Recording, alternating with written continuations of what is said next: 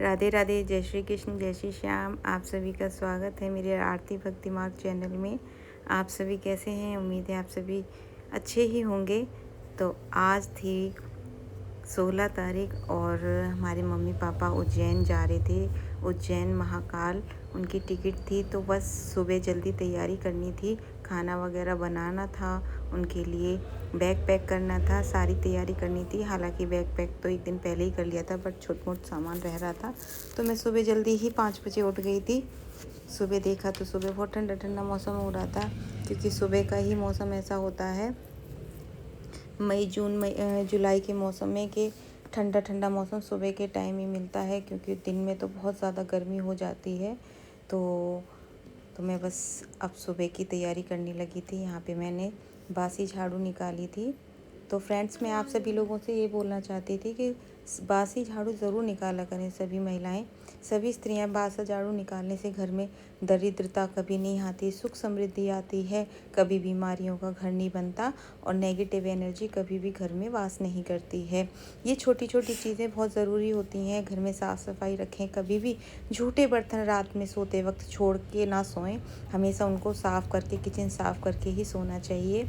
और यहाँ पे मैं किचन में आ गई थी अपनी फ्रेंड्स, और यहाँ पे मैं सारा सब्जी वगैरह तैयार कर ली थी। उसके बाद मैं यहाँ पे पराठे सेक रही थी, क्योंकि मम्मी पापा के साथ 2-4 जने और जा रहे थे, मतलब टोटल 6 जने जा रहे थे।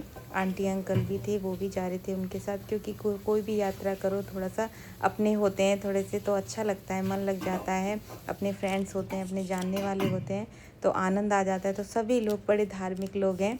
आंटी अंकल बहुत पूजा पाठ वाले हैं, गुरु दीक्षा ले रखी है, और एकदम बेस्ट फ्रेंड हैं। हमारी मम्मी जो आंटी जी हैं, बिल्कुल साथ ही साथ आना जाना करती हैं। कहीं भी प्रदीप मिश्रा जी की कोई चर्चा हो रही हो, या फिर कहीं पे भी भागवत वगैरह हो रही हो, कहीं जाना होता है, तो ये सारी फ्रेंड्स मम्मी के साथ, मम्मी आंटी और ये मम्मी साथ ही साथ जाती हैं। और मेरा देखो यहाँ पे खाना बन के रेडी हो चुका था। यहाँ सब्जी बन गई थी, पराठे ऑलमोस्ट डन हो चुके थे, सभी के लिए ही बना दिए थे, कभी कम ना पड़े।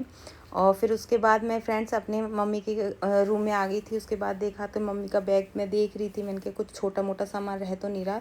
पैकिंग तो मम्मी की सारी हो चुकी थी।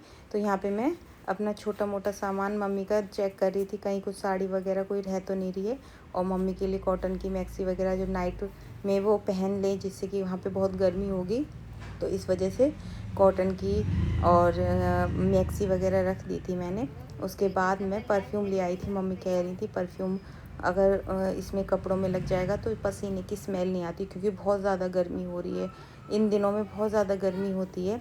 और फ्रेंड्स, मैं एक चीज़ और बताना चाहती हूँ कि अपने काम में ही, अपनी गृहस्थी के कामों में ही हमेशा व्यस्त रहना चाहिए। मेरे पास बिल्कुल भी फुर्सत नहीं है कि मैं किसी बाहर की बातों में ज़्यादा अपना टाइम वेस्ट करूँ। मुझे मेरा भगवान की कृपा से सब छोटा सा परिवार है, उसी में ही मेरा पूरा दिन निकल जाता है। और मुझे बहुत खुशी है, मुझे बहुत अच्छा लगता है अपने परिवार के लिए काम करना, और छोटी मोटी जो भी अपनी चीज़ें होती हैं उनको, उनमें फ़ोकस करना, उनमें ध्यान रखना।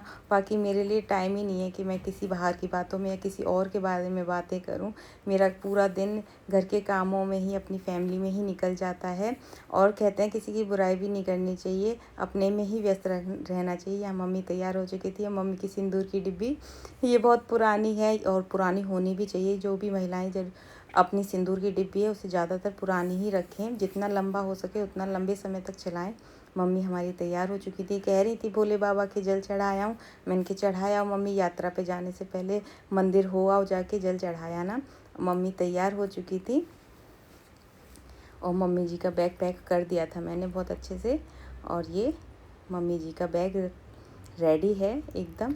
और यहाँ पे खाना वगैरह मैंने बना दिया था, ये सारा खाना तैयार हो गया था। मैंने कहा मम्मी इसको कहाँ रखना है, तो मम्मी ने एक छोटा सा बैग भी कर लिया था, जिसमें उन्होंने अपना नाश्ते वगैरह का सामान रख लिया था, जैसे बिस्किट है, नमकीन है, मठरी वगैरह है, ये सारी चीज़ें रख ली थी, जिससे कि हल्का फुल्का नाश्ता हो वो अपना कर लें। क्योंकि बाहर का खाना पीना मम्मी पापा पसंद नहीं करते, बहुत ज़्यादा ऑयली और बहुत ज़्यादा मिलावट का आता है। जय श्री कृष्ण, जय श्री श्याम। आज मम्मी पापा जा रहे हैं महाकाल, उज्जैन में जा रहे हैं, और उनकी यात्रा मंगलमय हो यही हम चाहते हैं।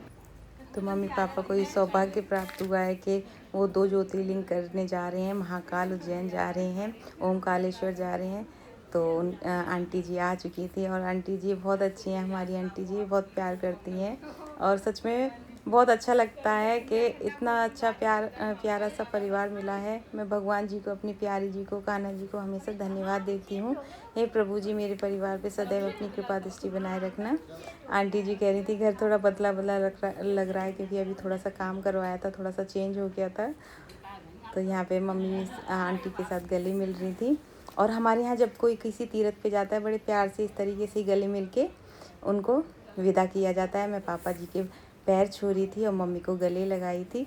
मैंने कहा भोले बाबा इनकी यात्रा मंगल में करना, ठंडा मौसम कर देना जिससे पसीना ना आए, गर्मी ना लगे, क्योंकि बहुत परेशानी आ जाती है, क्योंकि बड़े बूढ़े हैं, थोड़ी सी उनको ज़्यादा प्रॉब्लम हो जाती है। तो ये बैग मम्मी जी का मैंने उनको पकड़ा दिया था और ये लोग जाने लगे थे। मम्मी जी मजाक कर रही थी आंटी जी, क्योंकि आंटी जी हमेशा लेट हो जाती थी, इस बार समय से ही आ गई आंटी। तो मैंने कहा ट्रेन की बात है ना, इसीलिए मैं आंटी जी टाइम से आ गई। और ये मम्मी जी को अपने साथ बाहर तक छोड़ के आए थे।